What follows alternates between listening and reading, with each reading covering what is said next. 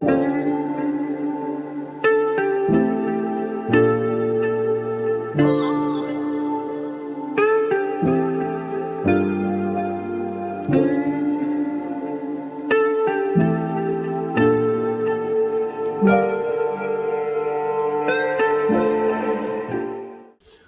a todos e todas, meu nome é Vandeli Camilo, eu sou mestre em História Política e Bens Culturais pela Escola de Ciências Sociais do CPDOC da FGV e atualmente eu sou doutorando no Programa Interdisciplinar de Memória Social da Universidade Federal do Estado do Rio de Janeiro, a Unirio, e vou estar apresentando para vocês o artigo do Dr. José Maurício Nunes Garcia Júnior, um médico negro do Império. Essa comunicação é em parceria com as redes de historiadores negros e negras, com o acervo Cultner, com o portal GL10.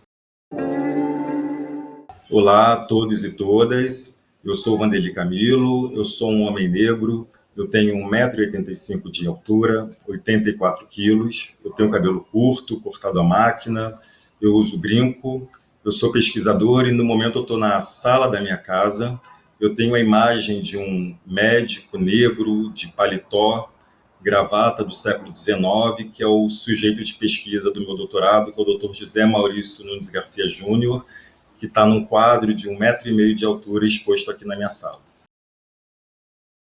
Eu queria falar um pouco da minha pesquisa, trazer um pouco quem foi esse personagem, esse médico negro atuante aqui na corte carioca do século XIX, e falar um pouco de como eu cheguei a esse objeto de pesquisa. Bom, eu sou historiador e músico de formação. A minha formação como músico ela se dá no interior de Minas Gerais, numa cidade chamada São João del Rei. E nessa cidade eu comecei a participar de uma orquestra como músico diletante.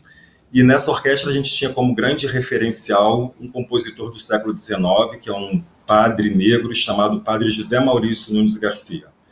Bom, esse padre é muito referenciado para nós músicos, que temos a formação como músico, e ele atuou como compositor aqui no Rio de Janeiro no século XIX, e ele teve 5 filhos, dentre os quais ele teve um filho médico e um filho jornalista. Essas histórias me acompanham desde sempre. Pouco a pouco eu fui tendo acesso ao acervo desse médico. Esse médico ele deixa um arquivo pessoal e deixa uma autobiografia. Ele se chama Dr. José Maurício Nunes Garcia Júnior. Ele nasceu aqui no Rio de Janeiro em 1808. Era filho do padre José Maurício Nunes Garcia com a Severiana Rosa de Castro, que viveram juntos no período de 1808 a 1813, ou seja, durante 5 anos, tiveram 5 filhos. E esse padre foi um sujeito muito influente na corte carioca e, de certa forma, ele preparou esses filhos tanto na forma educacional, ensinando as primeiras letras, como no encaminhamento desses filhos para importantes instituições que surgiam aqui no Império, como a Academia Médico-Cirúrgica, a Academia de Belas Artes. Então, quando esse filho fez 16 anos, o padre José Maurício encaminha esse filho para a Academia Médico-Cirúrgica, com seus contatos, e esse filho permanece na Faculdade de Medicina por mais de 7 anos. Esse filho ele entra na Academia Médico-Cirúrgica em 1816, permanece por mais de 10 anos nessa academia como aluno estudante e se forma em 1830 como médico cirurgião. Em 1833 a gente vai ter um concurso público para a nova Faculdade de Medicina que surgia, e nesse concurso a gente tem, dentre as várias cadeiras que abrem nesse concurso, a gente tem 2 médicos negros que se apresentam. A gente tem o Dr. José Maurício Nunes Garcia Júnior, que vocês estão vendo a foto dele aqui atrás de mim, mas que está aparecendo aqui na tela também. E a gente tem um outro médico negro que também participa desse concurso, que é o Dr. Francisco Júlio Xavier, que vocês também vão estar vendo a imagem dele aqui na nossa tela. Bom, nesse concurso, o Dr. José Maurício Nunes Garcia ele não é aprovado. O Dr. Francisco Júlio Xavier, que é outro médico negro, é o médico que sai aprovado nesse concurso. Mas o Dr. José Maurício ele move uma rede de contatos, tanto contatos no meio jurídicos, como no meio imprensa. Ele era muito amigo do editor Francisco de Paula Brito, e ele consegue, por meio de um decreto, ingressar como professor substituto na Faculdade de Medicina do Rio de Janeiro.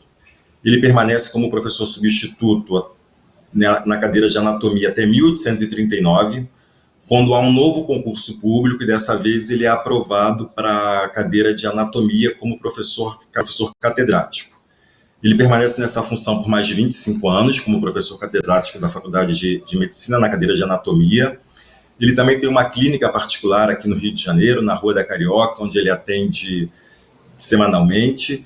E ele também era membro da Academia Imperial de Medicina. Bom, ele permanece na Faculdade de Medicina até 1857, quando se aposenta, e 3 anos depois, ou seja, em 1860, ele ingressa como sócio correspondente do Instituto Histórico Geográfico Brasileiro, IHGB. Nesse momento do ingresso dele, o amigo pessoal dele, que era então secretário do IHGB, o escritor Joaquim Manuel de Macedo, solicita ao Dr. José Maurício Nunes Garcia que faça uma autobiografia, contando a história de sua vida, a relação com seu pai, o padre José Maurício, os anos na Academia de Medicina, a relação com outros médicos negros. Essa autobiografia, ela é iniciada no dia 22 de setembro de 1860. O Dr. José Maurício faz várias referências a essa data, porque essa data é a data de nascimento do padre José Maurício. E essa autobiografia, ele leva 20 anos escrevendo ela. Ou seja, ele vai até 1880, quando ele finaliza ela no Rio Comprido, no bairro do Rio Comprido, na sua chácara do Rio Comprido, e traz várias informações, principalmente questões relacionadas a preconceito racial vividos, experimentados por eles na Faculdade de Medicina. Essa autobiografia, quando ele finaliza, ela é recusada pelo IHGB, num primeiro momento, e ela acaba ficando junto do acervo do Dr. José Maurício Nunes Garcia. Ele morre em 1884, aos 77 anos, e não foi dado um destino a esse acervo nem a essa autobiografia.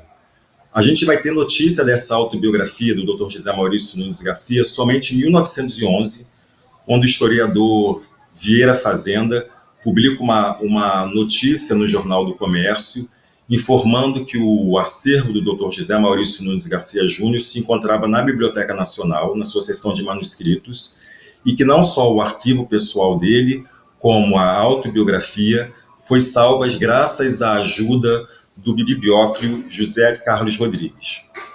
Bom, a gente não tem poucas notícias dessa autobiografia na primeira metade do século XX, porque por conta de todo um processo de construção de uma mitologização em torno da figura do padre José Maurício, a inteligência brasileira, naquele primeiro momento, buscava colocar o padre José Maurício como um dos maiores compositores da América, e ficava muito difícil, dentro de uma moralidade católica, você colocar o padre José Maurício como o maior compositor brasileiro e das Américas, sendo que ele teve 5 filhos.